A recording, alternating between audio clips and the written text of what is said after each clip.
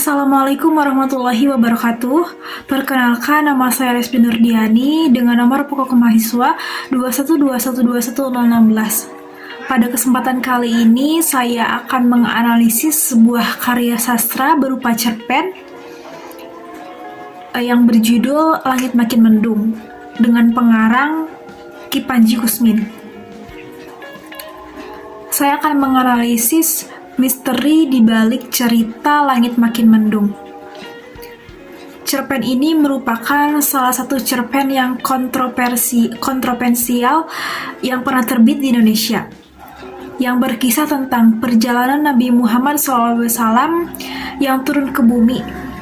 Setelah beradu argumen dengan Tuhan, Tuhan pun mengizinkan Nabi Muhammad turun ke bumi. Setelah memberikan penjelasan, Muhammad ingin mengetahui mengapa akhir-akhir ini umatnya lebih banyak dijebloskan ke neraka. Sebelum pemberangkatan, mereka mengadakan upacara pelepasan. Nabi Adam alaihissalam sebagai pinisepuh warga loka yang didapuk untuk memberikan pidato pelepasan yang diadakan di lapangan terbang.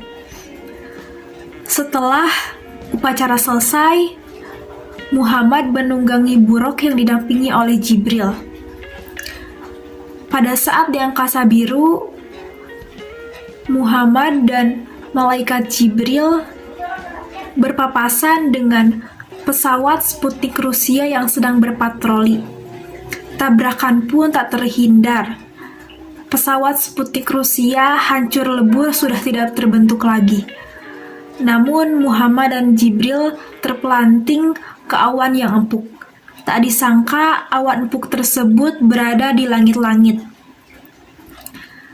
Untuk menghindari terjadi permasalahan selama di bumi, mereka menyamar menjadi sepasang burung elang.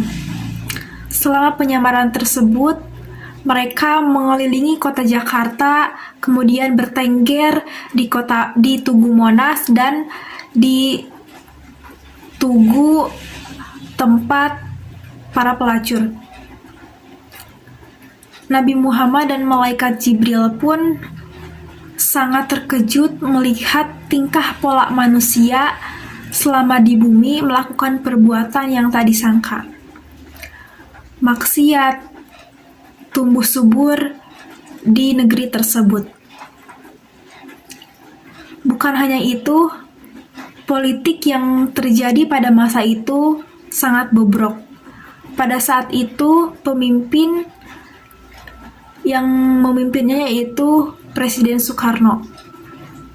Presiden Soekarno melakukan penyelewengan kekuasaan, menelantarkan rakyat yang kelaparan, bahkan para pengemis yang sudah banyak di mana-mana. Nabi Muhammad SAW dan malaikat Jibril sempat berdialog, padahal di negeri tersebut 90% beragama Islam, namun tingkah lakunya tidak mencerminkan orang yang beragama Islam.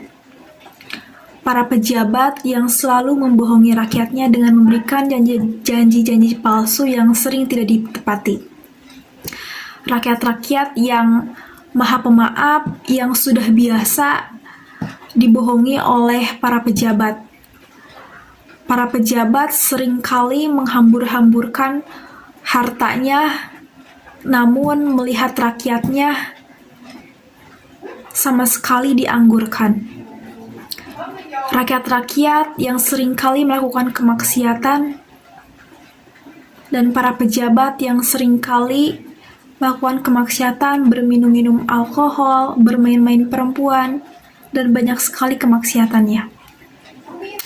Namun, rakyat tidak heran ataupun marah, seakan sudah jamak para pejabat membohongi rakyatnya. Rakyat Indonesia maha pemaaf dan juga baik hati. Kesalahan dan kebohongan seringkali disambut dengan hati yang lapang. Hati bagai mencari, betapapun langit makin mendung, sinarnya tetap akan membumi. Kemudian, pendekatan sosiologi sastra dalam Cerpen Langit Makin Mendung karya Ki Panji Kusmin. Pendekatan sosiologi sastra dalam mengapresiasi karya sastra maksudnya adalah karya sastra tidak terlepas dari kondisi sosial masyarakat. Dalam cerpen ini terdapat kondisi sosial masyarakat di mana rejim Orde Lama sedang berkuasa di Indonesia. Pada masa Orde Baru di bawah kepemimpinan Soekarno yang dikenal penuh tegas dan adil, tetapi banyak sekali kebobrokan di dalamnya seperti kejahatan, kemaksiatan, bahkan ketimpangan sosial pada warganya. Banyak sekali para pejabat yang seringkali melakukan kebohongan, namun dirinya tidak pernah merasa bersalah. Seperti dalam kutipan cerpen Langit Makin Mendung, menteri-menteri pulang belakangan bersama perempuan mencari kamar sewa. Pelayan-pelayan sibuk kumpulkan sisa-sisa makanan untuk oleh-oleh anak istri di rumah. Anjing-anjing istana mendengkur kekenyangan, mabuk anggur menggala. Pengemis ke pengemis di luar pagar memandang luyu, sesali nasib, mengapa ia menjadi manusia bukan menjadi anjing. Kutipan tersebut menggambarkan nasib-nasib pengemis yang sama sekali tidak diperhatikan pada masa pemerintahan Orde Lama yang dipimpin oleh Presiden Soekarno. Para pengemis menyalahkan dirinya sendiri mengapa ia bernasib buruk dan mengapa ia menjadi terlahir sebagai manusia. Dalam cerpen Langit Makin Mendung ini banyak sekali terjadi kritik-kritik sosial. Kritik-kritik sosial yang dilakukan karena tidak adanya kesesuaian antara realita harapan seorang rakyat. Banyak pejabat yang seringkali melakukan kebohongan dan memberikan janji-janji palsu yang sama sekali tidak ditepati. Cerpen Langit Makin Mendung termasuk ke dalam periode sastra angkatan 1966. Angkatan 1966 ini merupakan pertama kali dicetuskan oleh Habib Yasin dan lahir serta dilandasi oleh sebuah peristiwa di mana sekumpulan mahasiswa melakukan aksi penggulingan terhadap rejim Soekarno yang menyeleweng, serta dilandasi dengan terbitnya majalah Horizon. Karya-karya sastra angkatan 66 ini dilahirkan serta bercorak sangat politis, seperti cerpen Langit Makin Mendung karya Ki Panji Kusmin, di mana terdapat cerita pada zaman Orde Baru di balik kepemimpinan Soekarno yang dikenal sangat tegas dan adil, namun banyak masalah di dalamnya, seperti kemaksiatan, kejahatan, serta ketimpangan sosial pada warganya pada saat itu.